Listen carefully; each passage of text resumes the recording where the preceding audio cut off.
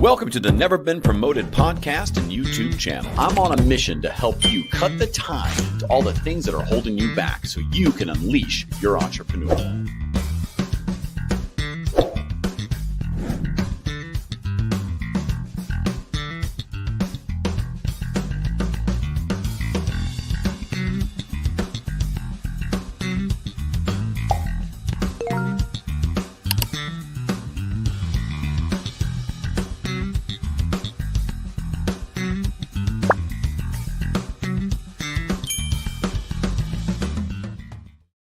Welcome back to Never Been Promoted. Hi, I'm your host, Thomas Helfrich.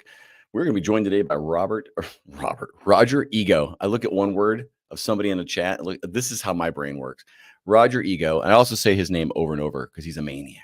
Maniac. Oh, for sure. But not an egomaniac. That's just his last name. He had no idea I was going to do that. He's probably not going to laugh at it. He may hang up. If he does, I'll just take the show solo and make things up. That'd be great.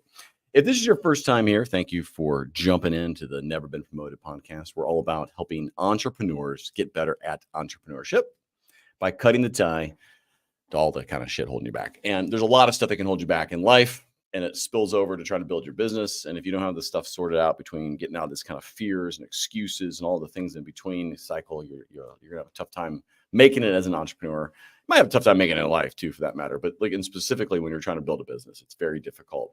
So the more things you can learn from our guests, the better. And that's why I started the show. I've said this before. I didn't want to pay for coaching, so I bring people on. And sometimes they pay me, which is even better. It's just like, it's brilliant, really. I'm going to break my arm, pat myself on my back on that one. All right, let's talk about one shameless plug. I'd like you to get out there, go to youtube.com/@neverbeenpromoted and give us a subscribe. You know, it a lot of good content that comes out that we go live quite often. And it's a way for us to communicate with you. All right, enough of the shameless stuff. Let's bring Mr. Roger. I like to butcher people's names, and the reason is because I'm selfish. Roger, how are you, man? Hey, doing great. How are you today? I'm doing very well. I'm excited. We're gonna have a conversation around the do's and don'ts of planning some really great corporate events. And so, you know, your business is around doing this, and I don't have a clue about it. So I got to learn about what I should and shouldn't do when I put on my first event or move upscale or whatever else. So you're in Houston, correct? Is that right? Houston, Texas, it's the number one market for event weddings and special events. Yes. Oh, wow. How do they measure that? So household income, couples spend more of their household income, a higher percentage than anywhere else on weddings. So that makes it the number one market. Gotcha. Now your primary business, and we'll talk about this today a little bit, has been in doing wedding planning and all this, like, you know, crazy stuff. And you're doing more and more corporate events. So we'll talk about that today. But maybe just take a moment, like just introduce yourself, talk about your business, what it does, and back up kind of how you got into it. Give us your kind of journey story. Yeah, so I produce epic events no one will ever forget. I'm the president and CEO of the leading location hosting weddings and special events in the number one market, Houston, Texas. We do over 300 events a year. We've done over $100 million worth of events. And our goal is to deliver events that are memorable, that go down in history, the legendary events. And so the way I got into it was just kind of, I was in building and construction, and I built the location where we are for a guy that didn't make it, and through a windy legal road was able to acquire it. And it literally ruined my career in real estate development, but I'm kind of glad it did because I love what I do now. It's amazing. Okay. I want to dive into this one just a bit. This sounds juicy. We may get diverted. The whole 50 minutes here might go to this. You're in real estate. You built the building you guys do the events in and host in, if I have that right. Yep. He didn't make it. Could you give some light on what that means, like financially or in life? So financially he was kind of misappropriating the funds for other stuff, unbeknownst to myself, the contractor, and the employees, and the people he was taking in money and deposits from. They had no idea, and he was just spending money on the side. And then there was a thing called the financial meltdown of 2008, and there was Bernie Madoff, and in the middle of that was Hurricane Ike, and so it kind of everything fell apart for him in the middle of all that, and so he couldn't pay me, which dominoed into a personal bankruptcy for me, just because at the time I was young and stupid and had everything on, personal guarantees on everything. So it turned out to be one of the largest personal bankruptcies for myself. I think one of the largest, because he went into bankruptcy, which triggered my bankruptcy. It's turned into, I think it was the largest in Harris County that year, which was a $13 million personal bankruptcy filing in Harris County that year. So Wow. it wasn't a very fun time, but made it to the other side and have since done, like I say, $100 million worth of events. So it's just it's an impressive bounce back. When you say it ruined your career, though, how did it ruin your career to take the building? Well, in those days, my career and my path was going to be as a real estate developer and builder, and just doing real estate and building. And, there was a time where I was building light commercial properties. And I remember in the beginning of that, when I first got into it, I was a project superintendent for a custom home builder, and then eventually got my license and became a real estate agent, and then improved that and became a real estate broker. And then I was buying and selling homes. And I think at one time I bought like 6 houses at once. And so I was just doing deals.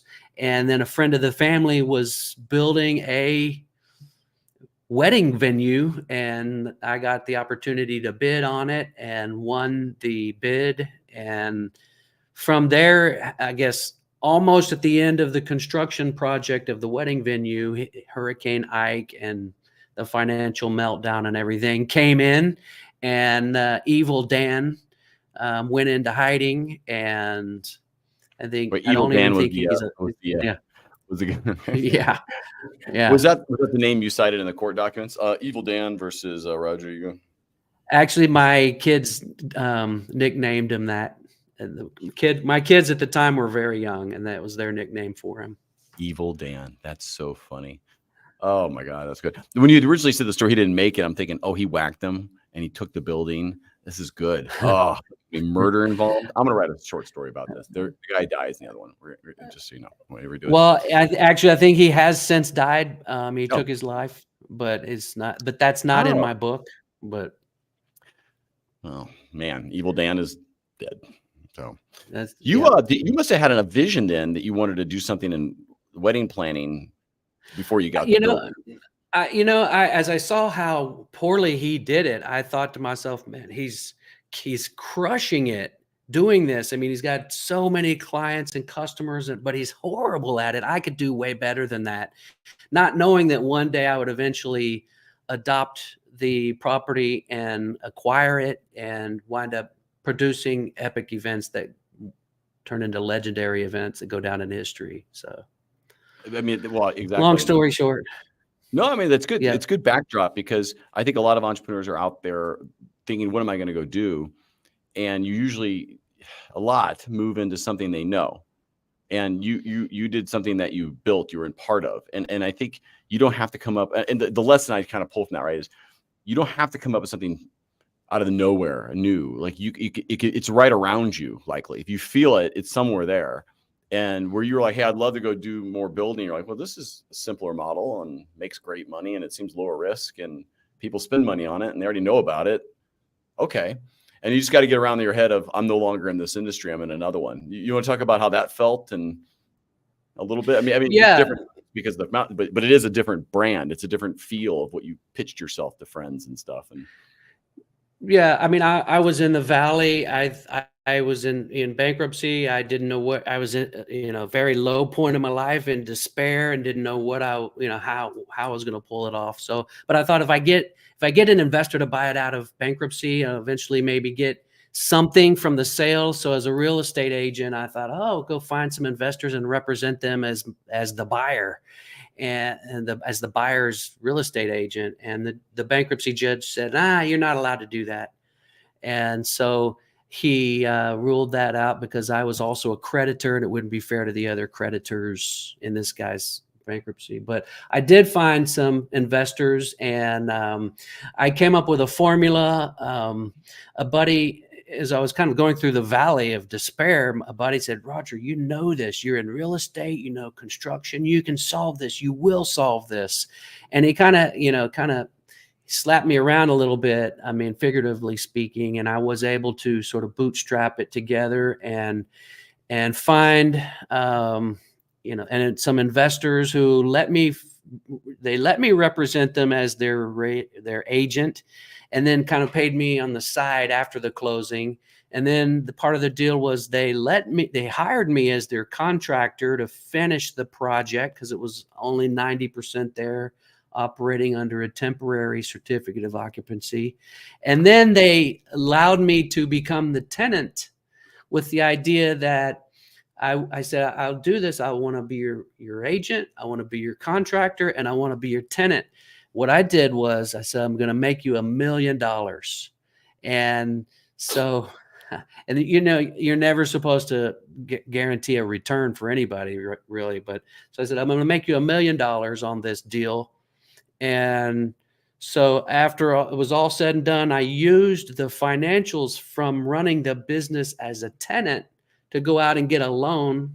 And I used an SBA loan product and bought it. I told him I would do it in 3 to 5 years. I said, I'm going to make you $1 million in 3 to 5 years.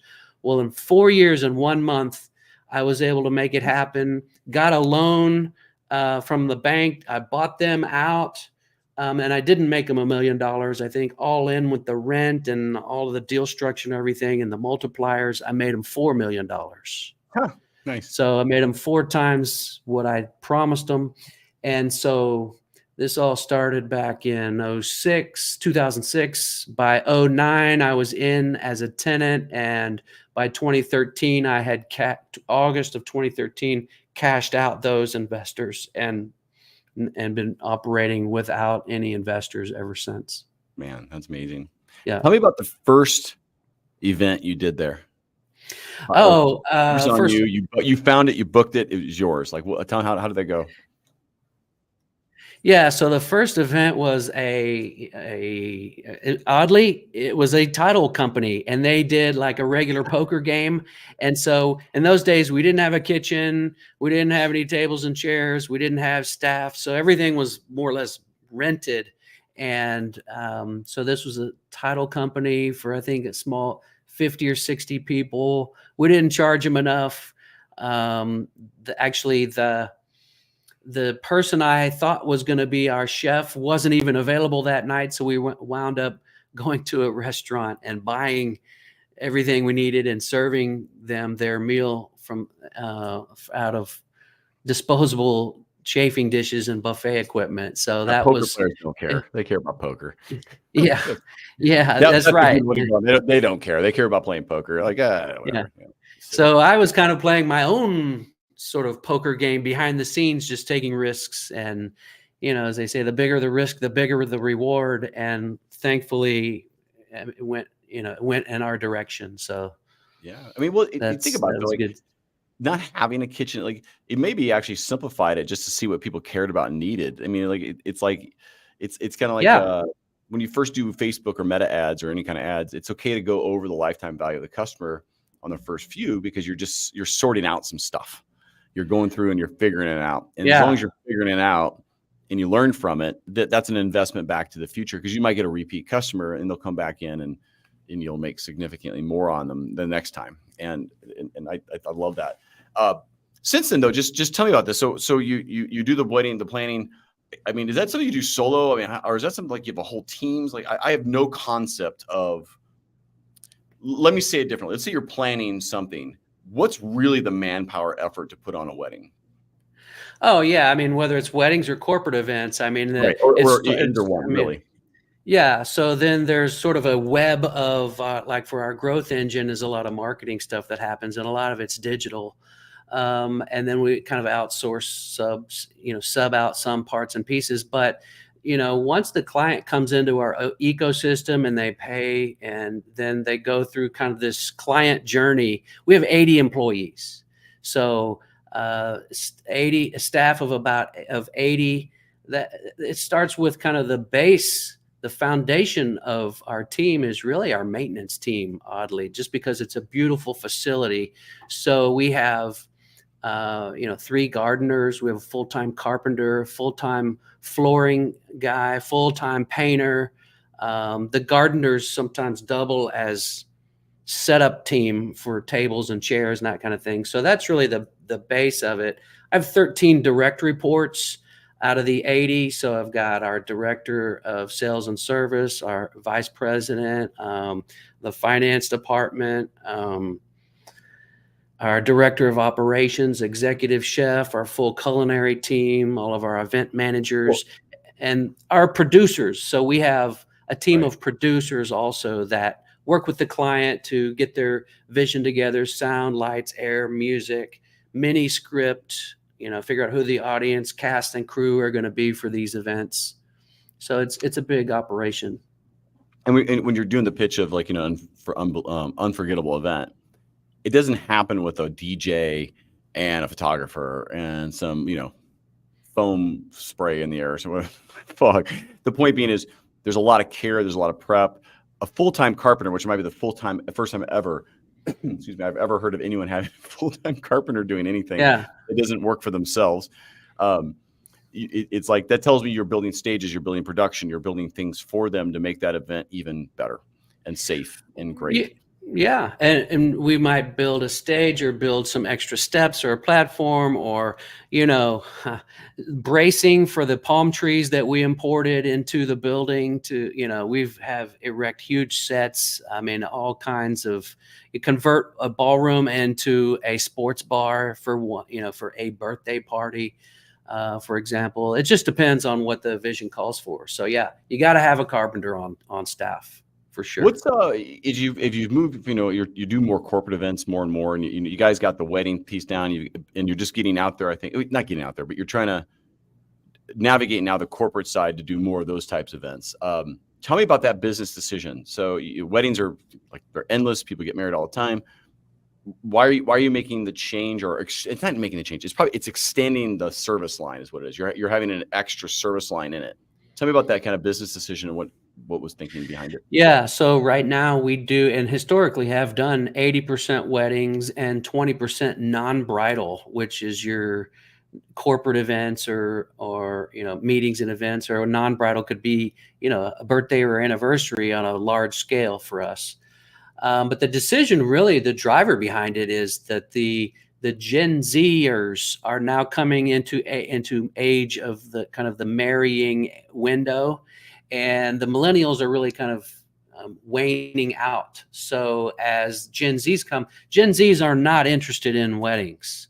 So that is kind of one of the drivers. Also, everybody thinks they can turn their barn into a wedding venue. So when we had 80 competitors 15 years ago and now 400 plus competitors in the wedding space or wedding venue space and fewer customers out there, it was just a no-brainer to make the pivot to, we would like to be eventually 60-40 and then maybe at some point flip it to where we're majority corporate events and then maybe 40% weddings. So that's the direction we're headed.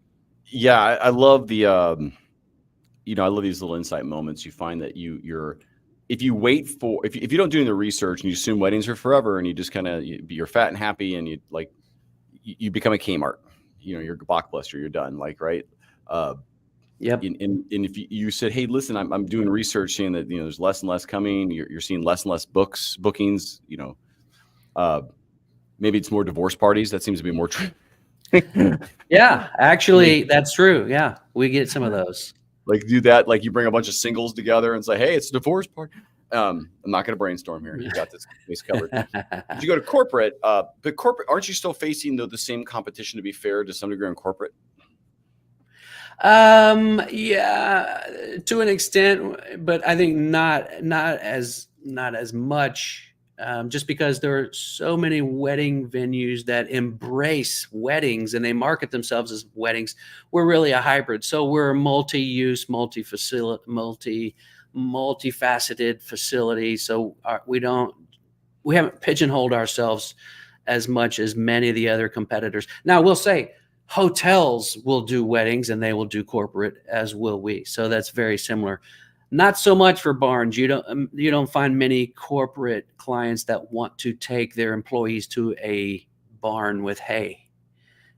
So it's, I think, I was thinking of the hotels for sure, where they have that fly you in, you're in the space. There's no other travel involved. Do you guys do conferences? Is that part of corporate as well? Would that be a labeling? How do you label corporate events for yourself or non-bridal?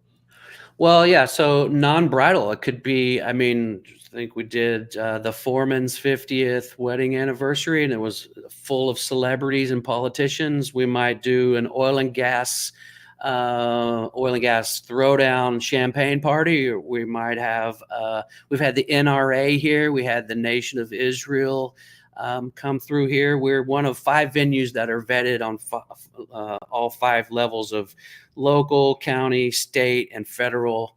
So we've had events where there's coverage by air, land, and sea.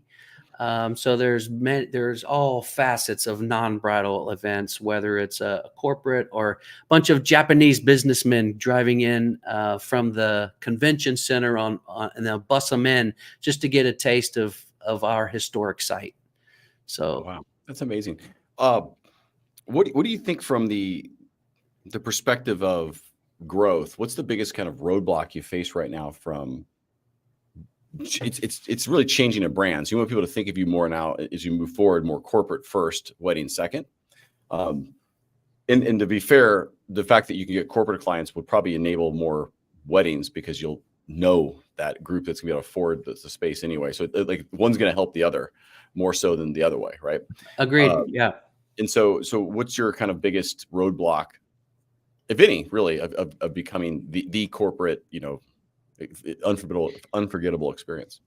Well, yeah. So it is just letting them know that we are available for corporate. We give all of our audiovisual stuff for free to these corporate clients. So that's one of the differentiators. If they go to the hotel or to the competition, that stuff has to be imported. We have installed $1 million+ worth of audiovisual components, speakers, projectors, audio, lighting, all the things that sometimes a corporate might spend a day of setup. Well, we've reduced that down to 30 minutes just because we've got all that built in. But I think one of the roadblocks is that just getting people comfortable with or getting the word out, really. I think maybe some of it is the marketing stuff. Yeah. Because no problems on delivery. It's every show's a production. There's like, I won't call it storyboards, but there's a theme, there's a thing, there's a way you do it. There's more probably nuance between that and a wedding. I have to guess there's like, the weddings probably have a narrower theme, and where corporate could be like, we're a sports bar and we're this, and like, I do see there's more variety, I guess. I guess it'd be kind of fun too, but from a delivery standpoint, tell me about that. It seems like that would be a challenge as well. So we kind of have a methodology. So one is called SLAM, sound, lights, air, and music, which is kind of some of the atmospherical, components or ingredients that go into the event. So wedding or corporate, we take that, we kind of build that in. Then we have another thing called SMAC, which is the set design. Then we have the menu component, also what we call the mini script, which is a modified version of the timeline. And then there's the audience, and then there's the cast and crew. And so those ingredients are really, as long as you figure out what to fit into those slots, you have the ingredients, whether it's a wedding or a fancy corporate event or some kind of a government event. All of those can be I don't want to say it's not boilerplate, it's not a cut and paste, but it is a methodology that helps to make, helps the client experience run more smoothly. So, nothing's falling through the cracks. Well, for a company that engage with you, do they need a production coordinator or some sort on their side, or can you guys pretty much just work with a point of contact and it's your end to end? Yeah, so we operate on a single point of contact. So that's what we do is the goal is to deliver an amazing event that goes down in history. So if they want, they can we do have clients that have a roadshow producer that interfaces with me or one of our producers here, but we try to have a single point of contact at each end, one on the client side and then one on the venue side. So that helps keep doesn't muddy the waters as much by having a single point of contact on each side. So they don't need to have it, but if they do have it, we can easily work with their producer. But sometimes we just work with the CEO or work with their admin or work with whoever they designate as the point person.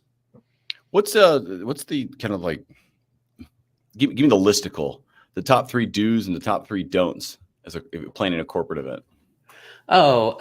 For sure, designate a single point of contact, read the contract, and just kind of have a vision for what the theme or the concept is going to be for the event. A lot of times that's the first thing that you figure out, and it goes on to the invitation. So have a theme or a concept or an idea in mind, at least to start. And plan A isn't always what the event turns in. Maybe sometimes it's plan B, and that's okay. But definitely have a theme or concept, a vision of some kind. That said, since we're talking about invitations, never lie on the invitation. And it's just one of my pet peeves. Yeah. How does one lie in the invitation? Like, give me an example of what you mean by that. So it starts at 6, but they want to put on the invitation starts at 5.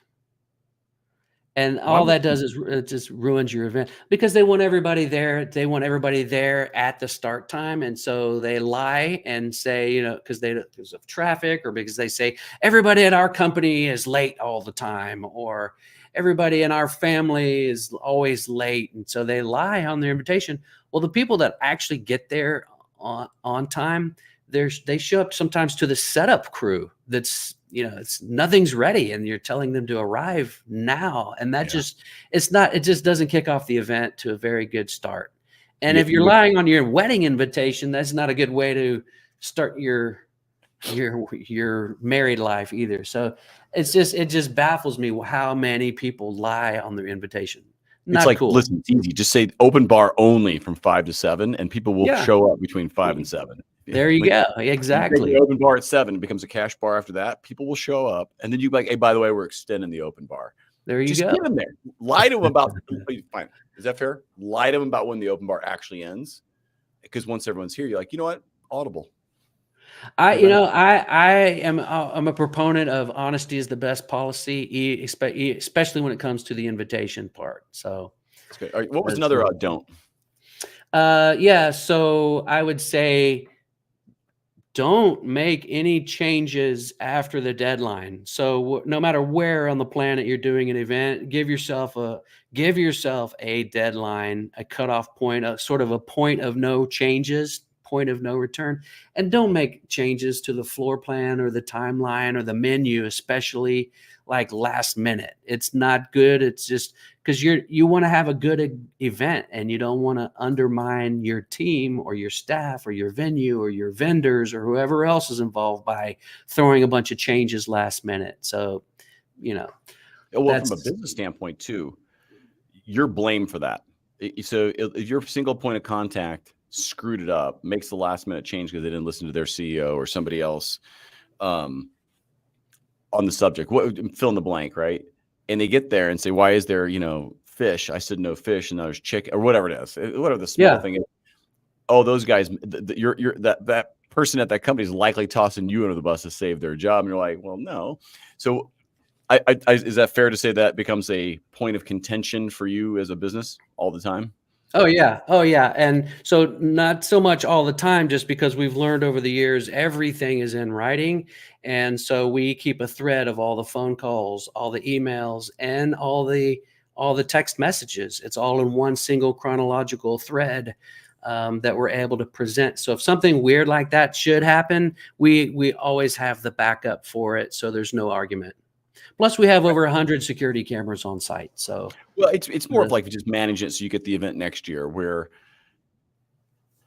this is a tricky thing of these kinds of businesses, I think, where it's and I've had it even on our services business as a marketing firm, where the person I interacted with, the owner or CEO, has gotten pissed at our company because of something we've done. And I looked into it, and I'm like, now I got to go back and say, hey, your marketing person we work with is the problem.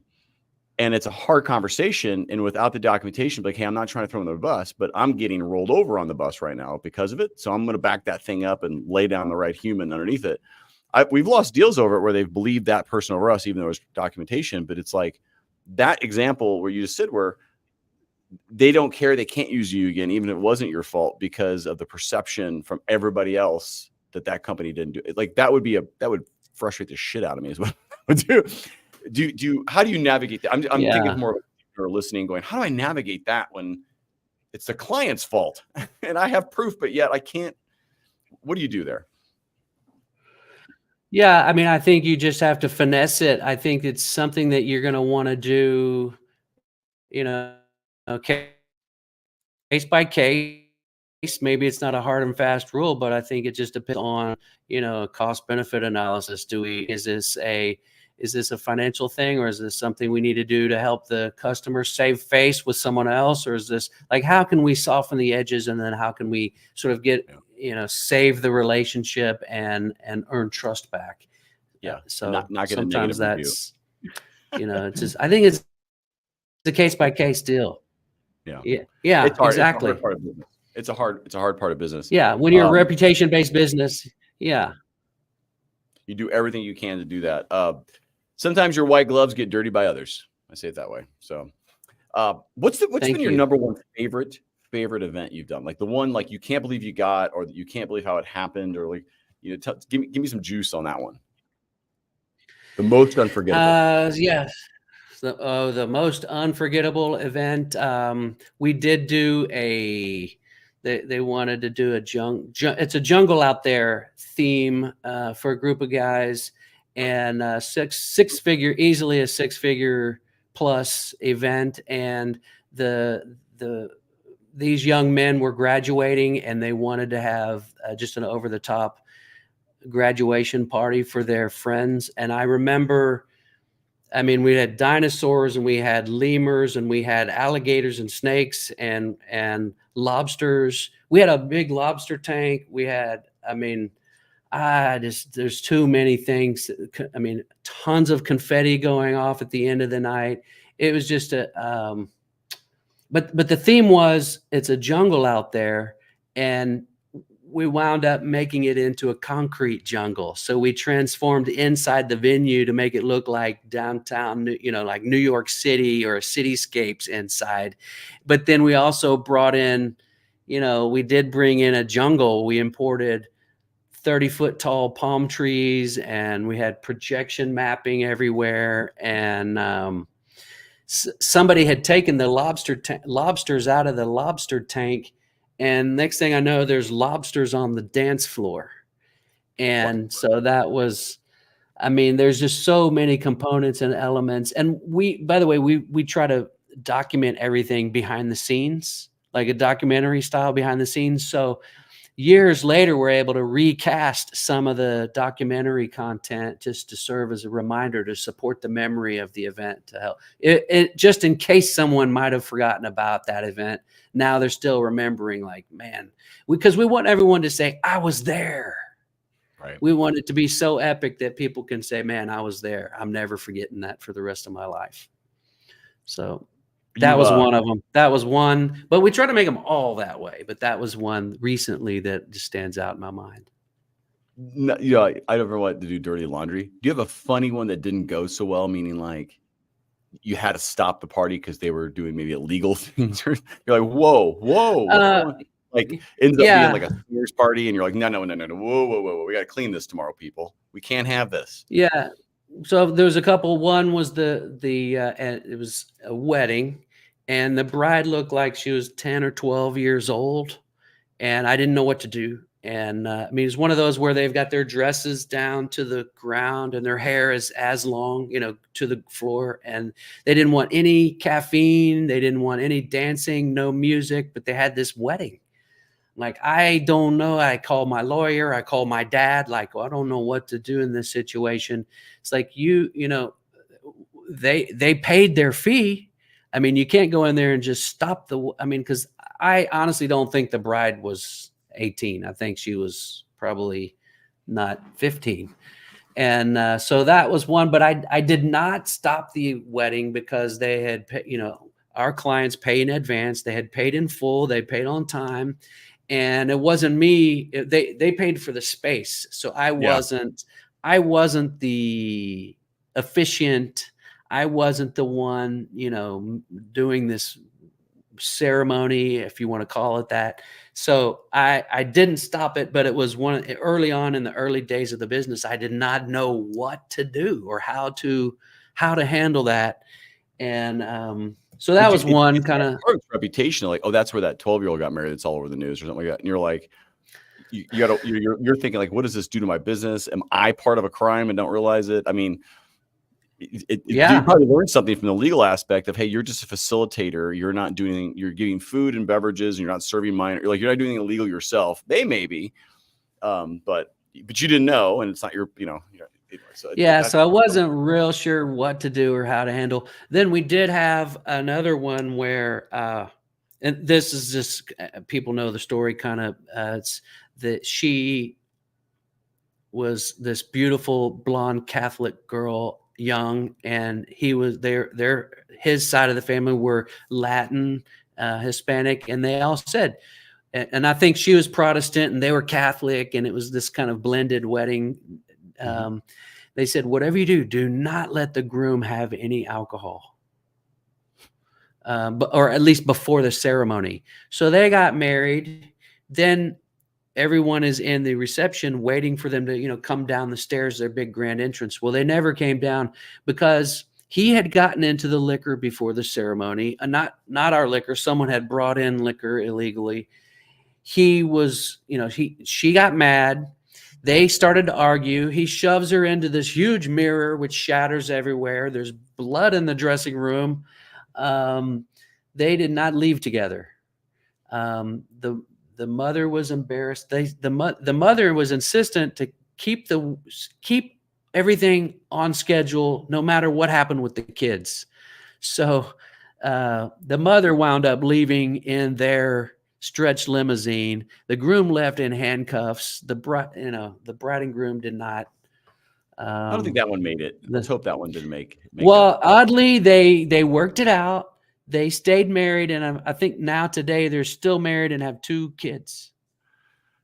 That's so that would have been. I agree. That would have been 13 years ago. But in those things, you're like, if someone goes, well, you got to keep the groom from drinking. You're like, I can't control what the groom does. That's your job. I will not be providing alcohol prior if that's what you'd like. I mean, like, this is where documentation of being clear on whose job's what is super important in your role. Like, we aren't babysitters of adults, or kids for that matter. Yep. Wow. Talk about the future. So what's next for you? What's your plans? Maybe talk, the marketing might be the harder thing. Share with other entrepreneurs how you're thinking about the pivot, the additional services, the time it's going to take, et cetera. Yeah. So on our busiest night, we have a ton of, equipment. I mean, we've purchased a bunch and we're ready. On our busiest night, we're full, and I still have a warehouse full of catering equipment, tables, chairs, serving equipment, plates, forks, knives, everything you need to have events.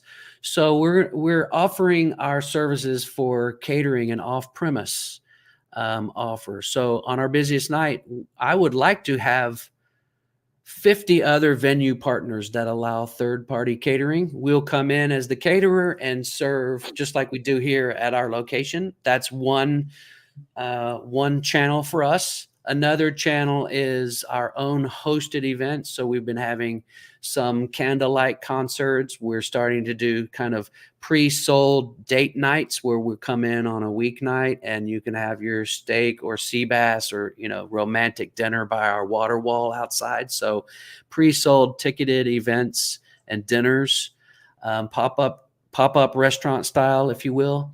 And then also the ability to offer, because we have a full culinary and full kitchen here, is to do kind of the DoorDash model of just serving the neighborhood. So more people know about us and we can just push our food and beverage out in the local area a little more.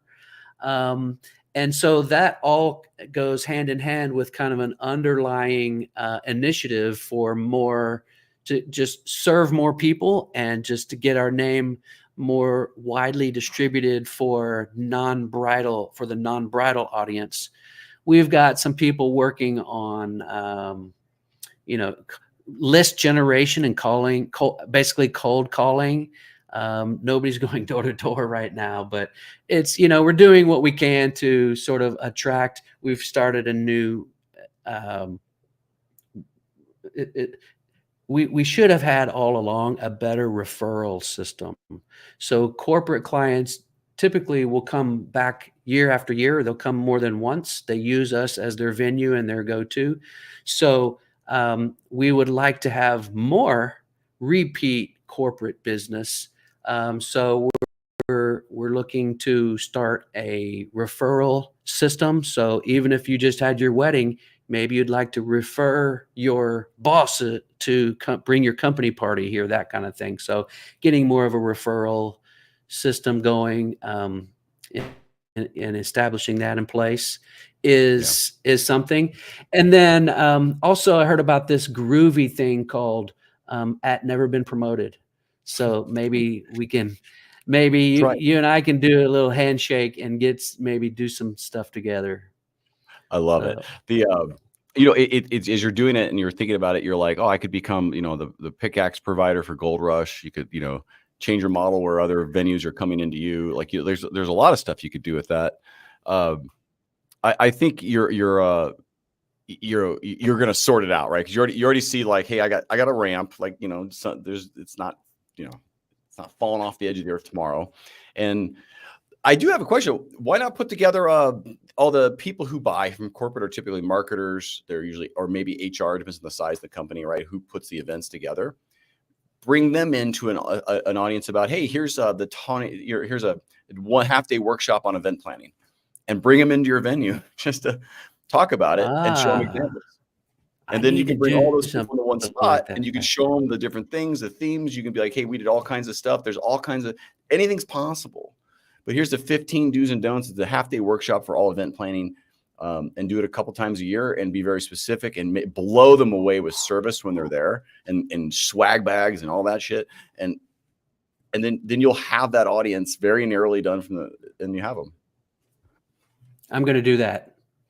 I'm going to follow your advice. Yeah. There you go. I'm doing it. I think that's one you could do. And then you don't have to go find them, bring them to you. And then they get to experience it firsthand and they get to feel awesome about it. So anyway, occasionally I have an idea. I'll throw that out there for you. Thank you. One thing entrepreneurs are really good at doing is giving unsolicited advice. I understand. I happen to be one of those.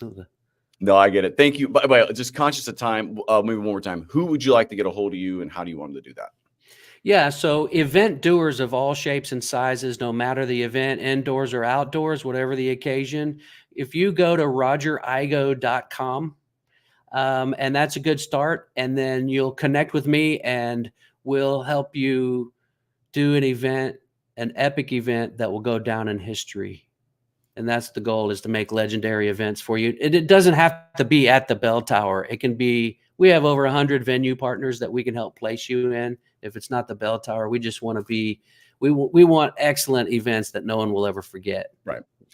Well, and that's the point, right? Actually, I think that was a really good point, Don, is that it's not so much you're pushing your event venue. You're trying to create the most memorable event possible. that you Yep. feel like you've invested into a greatest memory in a lifetime that's limited, right? You have so much time. If I have a lifetime memory, it's likely worth every dollar that you're willing to go pay for it at that point, because you're going to remember that forever. Like, I'm so glad I did that. You won't miss the money, but you will never, but you also never miss a memory you never have, right? So you have to have that memory. Yeah. And I like the fact you're like, no, we'll find it, but this is not the right venue for you. And you can be like, this is why we need to go here, because this is what you want to do, and this is why. And that sounds like really someone who cares about what the memory is going to be versus just use our event because it's easy for us. You don't want that. Yeah. So, true. You nailed it. I'm here for you. I'm here for you. Roger, thank you so much for coming on today. I love it. Oh, thank you so much. Thank you very much. I really appreciate you having me as a guest. Of course, Roger. Listen, I'm going to put you in the periwinkle room. I'll be right back, but thank you so much. For anyone who made it this far in the show, you rock. I appreciate you being here. I really do. Get out there, go unleash your entrepreneur, go kick some entrepreneur ass today. Like, I'll say it that way. Just go out there and do one thing better for yourself. One thing better, just take a step towards being a better entrepreneur or just better in life. You can do any of it. But until then, thank you so much for listening. Take care.